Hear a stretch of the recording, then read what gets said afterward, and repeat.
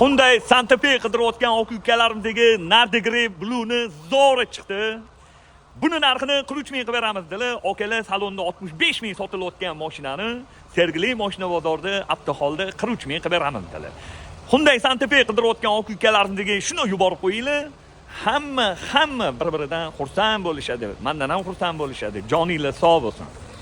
2024-yil probegi 12 ming kraskasi top-toza qirilgan, chizilgan, ko'ngilni xira qiladigan joylari yo'q.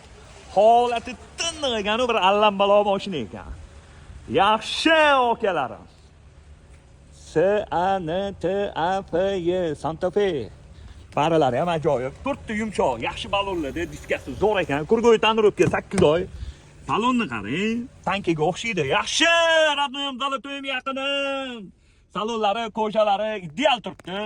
Salonlarda qirilgan, chizilgan, ko'ngilni xira qiladigan joylari yo'q. Lekin rostdan ham katta ekanda.